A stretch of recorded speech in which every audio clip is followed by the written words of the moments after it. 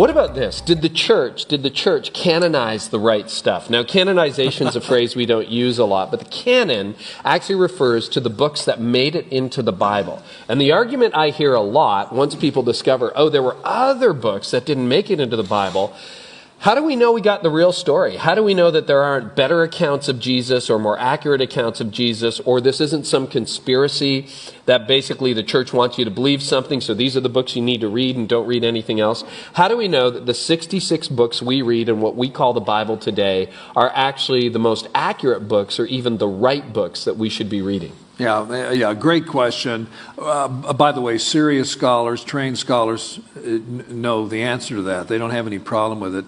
It's the popular stuff, the Dan Brown stuff, the nonsense that gets out there that creates the confusion. There was no conspiracy. Emperor Constantine didn't choose the books in the Bible, even though that's said in the Da Vinci Code and all the rest of that. By the way, I have read all of the books left out of the Bible, okay? And I didn't grow a second head or a third eye. I have read all that stuff, the apocryphal stuff and all the rest of it. And so when I have a student come to me, and I've had that question asked many times, Professor Evans, why didn't they include these apocryphal gospels, Gospel of Thomas, Gospel of Peter, Gospel of Philip, the Gnostic Gospels, and so on? And I said, tell you what, why don't you read them and come back in a week or two and you tell me. Every single time they come back, go, oh man, yeah, I see what you mean. Yeah, the church didn't make any mistake. These other writings are wonky and it's obvious. They lack verisimilitude. They clearly are not reflecting the real world, the early first century Jewish Palestine. This is not Jesus speaking. This is somebody else speaking, using his name. This is something else. It is weird. It is odd. It's unhistorical. So there is no serious scholar that sits down and says, oh my goodness, the church goofed. It should have included these other three writings. Nobody says that in the real scholarly world. Okay, in the real scholarly world, I was going to say, because you go online, you can find some stuff very quickly that says, the church has this big conspiracy. Talk about verisimilitude. What does that even mean, verisimilitude? It's two words, veri, V-E-R-I, veri, and then similitude. And you'll probably recognize that word, similitude meaning like parable or likeness, veri meaning the truth. So verisimilitude means that something is like the truth or the way it actually was or is. And a historian will look at a document and say, okay, is there verisimilitude here? Does this document reflect the way life really was in that time and place? And if it does, the historian will use the document. If it sounds like a fairy tale, Camelot, King Arthur, or something like that, they go, no, we're not using that. That doesn't help us.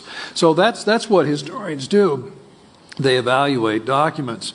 And looking for verisimilitude is what they're looking for. Now, learn that word. You who are students, learn that word. And then when you're at home with mom and dad, just sort of slip it into the conversation. They're going to go, whoa, you're getting a good education. I'm not, whatever the tuition is, it's not enough. That's what you want to do. Verisimilitude. Remember that.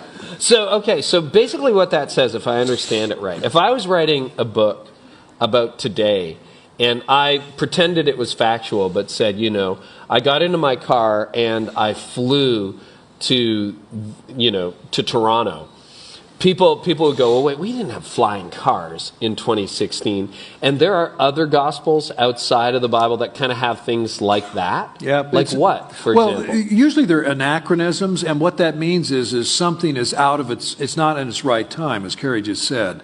So maybe it's a technology, maybe it's a political issue, maybe it's a fad, maybe it's a style of dress, maybe it's a type of food. Whatever it is, it's something out of its proper time. By the way, Muslims talk about the Gospel of Barnabas, okay? And the Gospel of Barnabas supposedly supports Muhammad's oddball teaching about Jesus that's in the Quran. Well, the Gospel of Barnabas was written in the 14th century. See? How do we know that? Because the Gospel of Barnabas quotes literature that was produced in the 12th and 13th centuries. It talks about wine stored in wooden casks, that's European and medieval, not in wine skins, which is in the time of Jesus. It's things like that. where it makes big mistakes. And you go, hey, wait a minute, this is a ringer. This is not true. So it's like a movie where you're watching, a Roman army and the guy's got his wristwatch on. Yeah, right? Something like it's that. Like, okay, that clearly was not shot in the first century. No. There's all kinds of problems with that.